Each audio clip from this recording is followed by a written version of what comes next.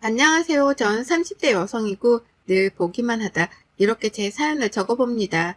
저는 어려서부터 가난함 속에 살아서 그런지 정말 악착같이 살았어요. 젊어서 놀면 뭐하냐 하는 마음에 회사 일이 끝나도 저녁에 알바를 하면서 늘 투잡 인생으로 살았습니다. 그렇게 일만 하면서 살다 보니까 돈을 쓸 일이 딱히 없었고 그 덕에 돈을 더 많이 벌고 많이 모을 수 있었어요.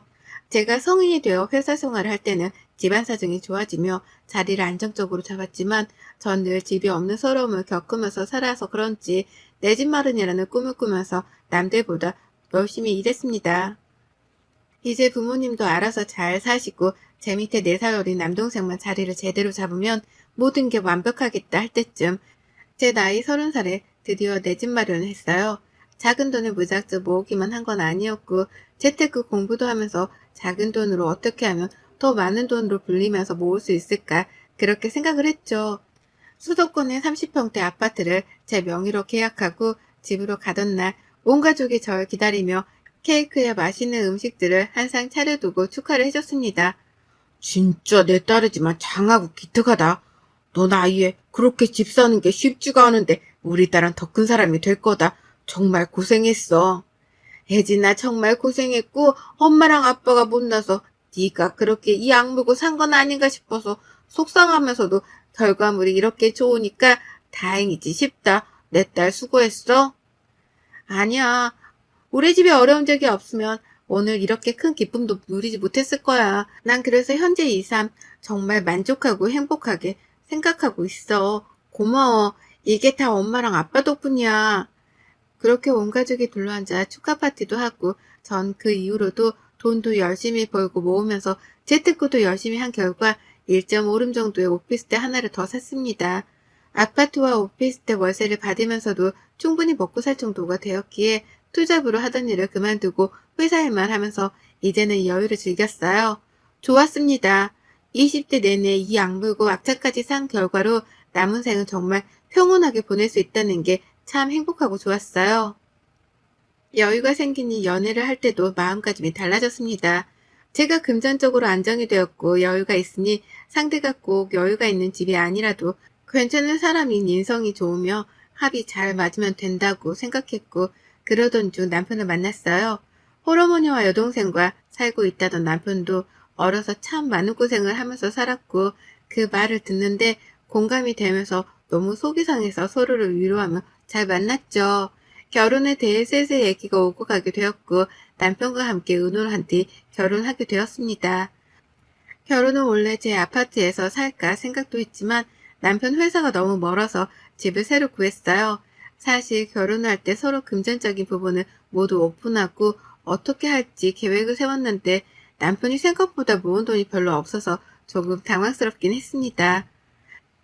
그치만 뭐 빚이 있는 건 아니고 제가 여유가 있었고 신용도도 좋은 편이라서 제 앞으로 이것저것 해가며 집도 구하고 살림살도 채우고 했죠. 결혼하고 보니 혼자 살게 된 신우가 조금 걱정스럽긴 했어요. 저희가 결혼 준비를 할 때 신우가 일 때문에 독립을 하게 되었고 남편도 나와 사니 얼떨결에 혼자 살게 되어서 얼마나 쓸쓸하고 외로울까 싶었죠. 자주까진 아니어도 꼭 시간을 내서 주말에는 시댁에 가서 시간을 보내야겠다는 생각을 했습니다. 저희 집은 남동생도 있고 부모님 모두 다 같이 계시니까 그나마 괜찮았죠. 연애할 때는 모르던 부분들이 같이 살면서 하나씩 보이기 시작한다고들 하는데 정말 그랬습니다. 제 남편은 연애 때도 게임을 즐겨하는 걸 알고 있었지만 거의 중독 수준이었죠. 퇴근하면 밥도 컴퓨터 앞에서 먹으려고 하고 새벽 늦게까지 게임을 하다 출근을 했는데 그렇다 보니 매일 아침마다 피곤해져서 그렇게 살았어요. 이런 모습이 너무 꼴보기 싫어서 한 번은 뭐라고 했습니다. 여보, 게임 좀 적당히 즐길 수 없어? 지금은 무슨 중독 수준이야. 결혼은 같이 했는데 왜 내가 집안 살림을 다 해? 어머님은 당신 엄마니까 이해하고 군말 없이 하셨을지 모르겠는데 난 당신 엄마가 아니야. 밥 해줬으면 고마우니 설거지라도 하는 신용이라도 하던가 빨래라도 돌리던가 쓰레기라도 버려주던가 해야지. 어떻게 내가 하나부터 열까지 다 하겠어? 내가 뭘 한다고 그래. 당신도 퇴근하고 나면 책 읽고 하고 싶은 거 하잖아. 나도 똑같은 거지. 내가 그렇다고 게임에 빠져서 돈을 안 벌어다 주는 것도 아닌데 뭐가 문제야? 대화의 핵심이 뭔지 이해를 못하겠어? 당신이 게임을 하든 취미생활을 즐기든 어디까지나 즐기는 수준으로 해야지. 당신 할 건 하면서 당신이 돈을 벌어다 주는 게 아니잖아. 나도 돈 벌고 있고 나도 쉬고 싶은데 집안 살려면 다 내가 하려고 하니까 얼마나 버겁겠어. 그거 뭐 얼마나 힘들다고 그래? 내 친구들 와이프들은 맞벌이해도 여자들이 살림 다 알아서 하던데? 그래? 내 친구 남편들도 살림 다 같이 해주던데 이런 논리로 대화하면 끝도 없지 않겠어? 시끄럽고 같이 사는 집이고 결혼도 같이 한 거야. 적어도 밥 해주면 감사할 줄 알고 치익이라도 해. 이런 식으로 아무것도 안 하면 나도 아무것도 안 해? 저렇게까지 싸우려던 게 아닌데 말을 하면 할수록 답답한 마음에 선전포고를 했고 저는 어차피 저렇게 질러버린 거 남편의 행동을 유심히 지켜봤어요. 남편의 게임 사랑은 끝을 몰랐고 괘씸한 마음에 저녁도 차려주지 않았습니다. 저 혼자 맛있는 거 해서 먹고 딱 1인분씩만 해서 유치하게 먹었죠. 밥도 일부러 여유분을 두지 않았어요. 배고프면 뭐든 알아서 다 차려 먹으라는 심보로 말이죠. 본인이 퇴근하고 오면 원래 밥을 개걸스럽게 퍼먹고 게임을 해야 하는데 밥은 없지, 배는 고프지, 게임은 뭐 들어가서 만나기로 한 시간이 있지 하니까 열이 받았는지 저에게 화를 내는 거예요. 아, 뭐해, 진짜 당신 내 밥은 없어? 밥통에 밥도 없고 라면도 없고 뭐 먹으라고 네 것만 해서 지금 처먹는 거야? 뭐? 처먹어? 그래, 내 거만 해서 처먹는데 왜 문제 있니? 너도 배고프면 네 거 해서 처먹어. 손이 없니, 발이 없니? 스트레스 받으니까 말 걸지 마. 그러자 남편은 방문도 일부러 쿵 세게 닫고 혼잣말로 중얼중얼 거리면서 욕도 하는 게 들렸어요. 솔직히 저런 모습을 처음 본 거라서 너무 충격받았고 기껏 밥을 해놓고 목에 넘어가지도 않아서 다 버린 후 방에 들어와서 쉬며 생각이 많아졌습니다. 제가 생각한 결혼 생활이라는 게 절대 이런 게 아닌데 저 사람 곁에서 더 행복해지려고 결혼했던 건데 왜 이렇게 불행해지고 있는 건지 싶었죠. 그 이후 남편과는 냉전의 시간을 가졌고 본인이 아쉬운 입장이니 마지못해 집에 와서 한 1시간은 청소도 하고 쓰레기도 버리고 빨래도 개면서 집안일을 하더라고요. 아무 말 없이 하길래 저도 아무 말 없이 그때부터 저녁을 차려줬고 먹고 씻고 또 컴퓨터 앞에 앉아서 게임을 했지만 신경 쓰지 않았습니다. 본인이 할 일을 모두 다 마치고 게임을 하는 거고 새벽까지 해서 피곤하든 뭐든 그건 본인이 선택한 문제이니 제가 간섭할 부분이 아니었죠. 그러던 중 어느 날은 남편이 저보다 먼저 퇴근을 하고 와서는 스테이크에 파스타에 케이크까지 한 상을 차려둔 거예요. 정말 너무 깜짝 놀라서 어리둥절했고 꽃다발까지 줬습니다. 뭐야 이게 다? 아니, 내가 당신이랑 싸운 동안 생각을 해봤는데 고작 게임 때문에 당신한테 너무 막말하고 상처 준 것 같아서 후회되고 창피하고 그러네. 미안해. 앞으로는 당신처럼 완벽하지 못해도 집안일도 같이 하도록 노력하고 그럴게. 그래 고마워. 그래서 이걸 다 준비한 거야? 나 요리 못하잖아. 그래서 사실 다 배달로 시키긴 했는데 그래도 옮겨 담으니까 감쪽같이. 그렇게 기분 좋게 남편이랑 저녁을 먹었고 본인도 얼마나 미안하고 후회스러웠으면 이렇게 작은 이벤트를 해줄 생각을 했을까 싶었어요. 그날은 분위기 좋게 하루를 보냈고 바로 다음날 충격적인 말을 들었습니다. 혼자 살던 시모가 지인에게 사기를 당해서 자가였던 그 집이 홀랑 넘어가게 생긴 상황인데 이걸 남편에게 끝까지 숨기다가 빚도축 때문에 도저히 못 견디고 연락을 한 모양이더라고요. 한마디로 사기당해서 알거지가 된 시모가 갈 곳이 없어져 저희 집으로 모시고 와야 하는 상황인데 저랑 싸운 상태고 사이가 좋지 않으니 눈치가 보였겠죠. 여보, 지금 우리 집에 발칵 뒤집혀서 진짜 어떻게 해야 할지 모르겠는데 내가 알아보니까 우선은 집 경매로 넘어갔고 엄마 모시고 나와야 해. 그렇게라도 해야 어느 정도 정리가 되더라고. 그리고 내가 대출받아서 2천 정도만 막으면 괜찮은 상황이거든. 솔직히 당신도 알겠지만 어머님이랑 같이 사는 건 불편하고 걱정돼. 지금 당신도 이제 막 집안일 하기 시작했는데 어머님 계시면 분명 또 나태해질 거고 어머님도 안 하실 거고 오로지 내 몫인데 나 그거 감당할 자신도 없어. 차라리 작은 집이라도 구해드리고 당신이 월세 부담하던가 해. 난 더 이상 당신한테 실망하고 싶지도 않고 더 실망할 것도 없어. 여기서 더 실망하면 그땐 우리 관계까지 위태로울 것 같거든. 내가 이 관계를 지킬 수 있는 최선이니까 그건 어려울 것 같아. 월세 부담하는 걸 차라리 내가 도와줄 테니까 반반씩 내. 엄마 혼자 어떻게 작은 집에 살라고 해. 당신이 내 입장이 되어봐. 지금 저런 상황에 땡전 한 푼도 없이 다 무너졌을 텐데 원룸 하나 구해주고 여기서 사세요. 이게 되겠냐고. 누가 원룸이래. 투룸 정도 구하면 되잖아. 혼자 사시는데 투룸이면 괜찮지. 그리고 월세 부담도 같이 해준다는데 왜 무조건 집으로 모시려고 해. 그건 멀리 봐서도 너무 힘들어. 당신이야 상관없겠지만 내 입장을 생각해봐. 지금 너무 이기적이야, 당신. 그래, 좋아. 결국 내가 똑바로 행동하지 못하고 당신을 너무 실망시켜서 이런 일이 생긴 거니까 각서를 쓰자. 변호사 사무실 가서 확실하게 공증도 받고 어떤 조항을 넣어야 하는지도 물어봐서 법 효력이 있도록 그렇게 쓰자. 내가 가사 일에 똑바로 돕지 않으면 어떻게 할 건지 등등 다 쓰자. 진짜 미안한데 여보, 딱 1년만 눈 감아줘. 1년 뒤면 승아도 다시 엄마랑 합칠 수 있으니까 그때까지 나도 돈 좀 더 모으고 그렇게 엄마랑 따로 살 수 있게 준비 좀 하게. 남편의 말을 듣고 너무 싫었지만 어쩌겠어요. 제가 더 완강하게 싫다고 할 수도 없었고 남편 말대로 각서를 작성했습니다. 법의 효력이 발생할 수 있도록 조항을 그대로 넣어서 단어 하나하나까지 꼼꼼하게 말이죠.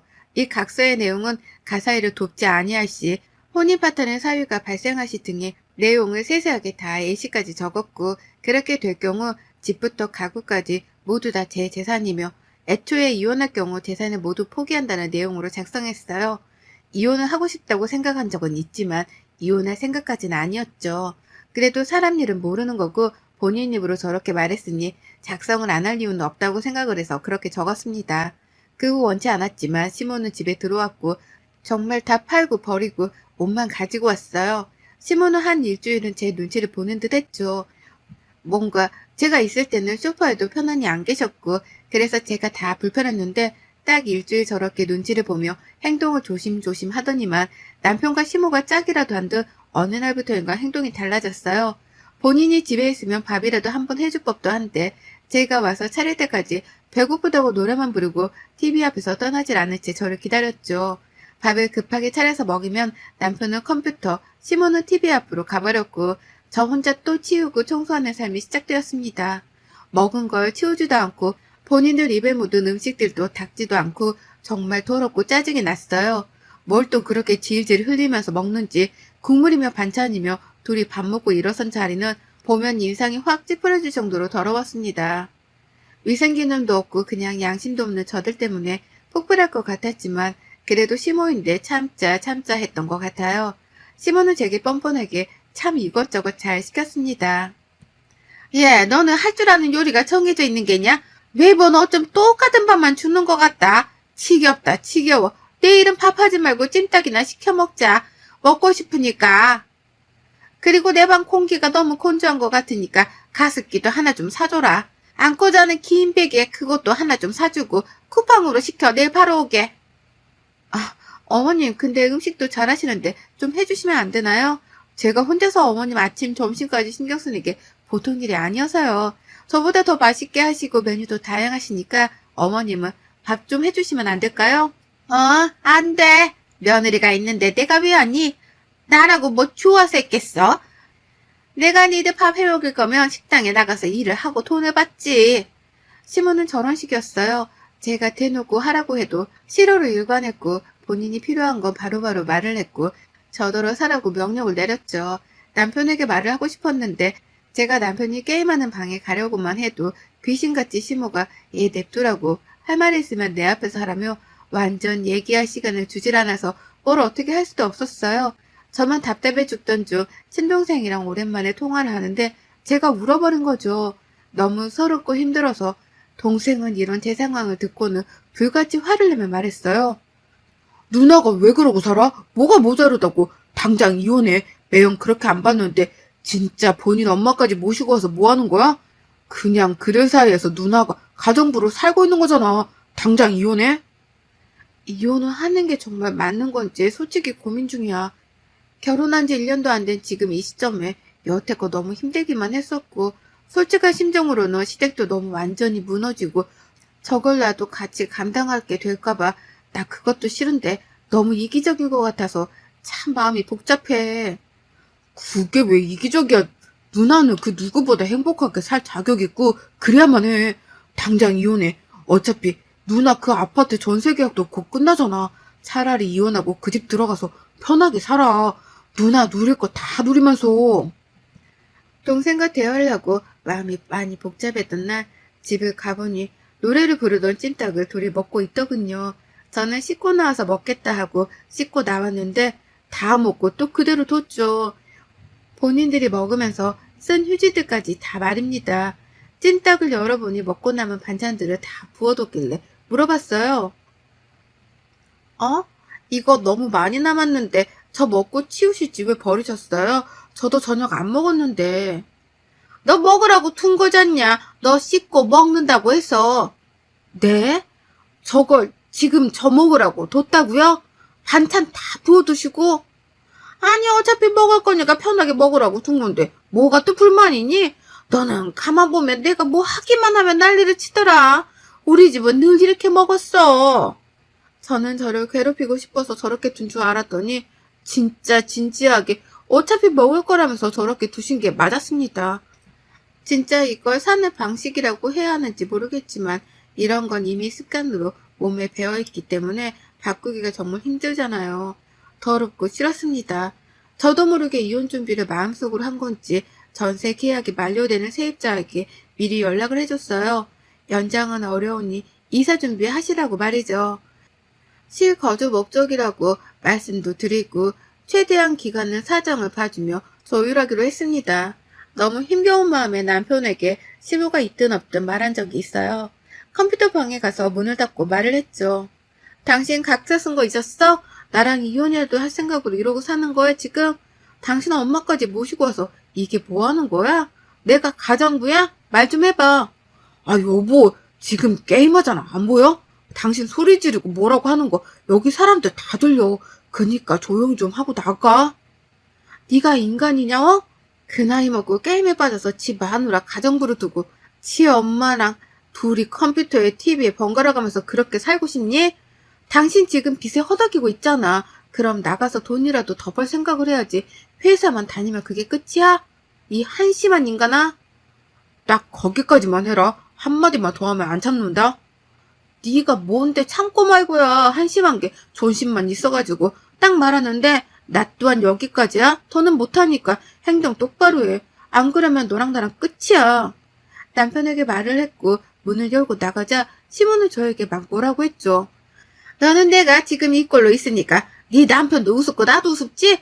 어디서 못될 것만 배워서는 네가 돈 좀 있다고 사람 무시해도 되는 거냐? 어머님도 저한테 함부로 말씀하지 마세요. 집도 뭣도 없이 맨몸으로 쫓겨나신 어머님 거두고 있는 게 저인데 고맙지도 않으세요? 저 같으면 고맙고 눈치 보여서 낮 시간에 청소라도 할 것 같은데 양심에 털이 난 건지 참.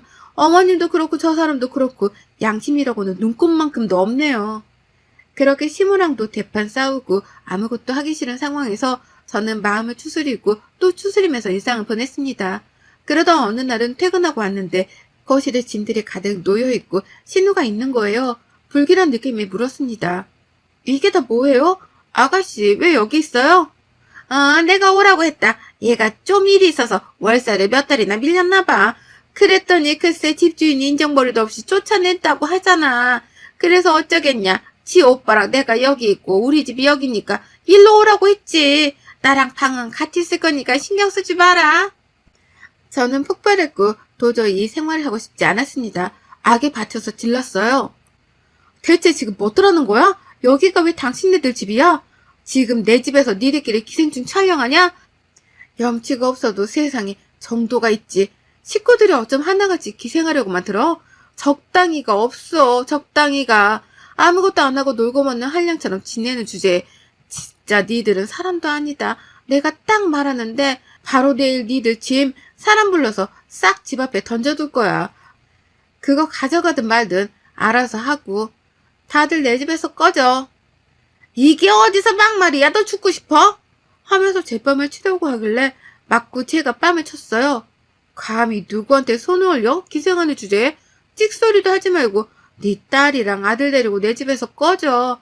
우리 집에서 기생충은 필요 없으니까. 이렇게 싸우는데도 방에서 컴퓨터만 하고 있는 남편에게 또 열이 받아서 컴퓨터 방에 가서 모니터와 본체를 집어들고 던져서 부셨습니다. 그 후 이 기생충들을 모두 내쫓았고 당장 어디로 가라는 거냐며 난리를 쳤지만 인터폰도 꺼두고 무시했죠. 급하게 회사의 사정을 대충 말하고 휴가를 냈고 저는 사람을 불러서 저들의 짐이라고 해봤자 옷밖에 없으니 그걸 다 쓰레기장 앞에 가져다 놨고 문자했어요. 니들 짐 쓰레기장 앞에 있으니까 가져갈 거면 빨리 가져가. 경비 아저씨한테 양해 구했고 자정 넘으면 버리신다고 했어. 절차대로 이혼을 진행했고 그 각서도 함께 제출했어요. 굳이 제출하지 않아도 재산 분할을 할 거리가 없어서 손해 하나 보지 않고 이혼하게 되었습니다. 이혼 후 저는 제 아파트에 들어가서 살고 있는데 정말 이게 사는 거지 싶게끔 삶의 질이 완전히 달라진 거 있죠? 하루하루 너무 행복하게 살고 있는 요즘이고 진작에 이혼할 걸 왜 참았나 싶어요. 어쩌면 제가 연애 때 너무 사랑했던 그 사람의 모습이 돌아오지 않을까 하는 착각의 기다림을 했던 것 같습니다. 여러분의 생각은 댓글로 남겨주세요. 오늘도 시청해주셔서 정말 감사합니다.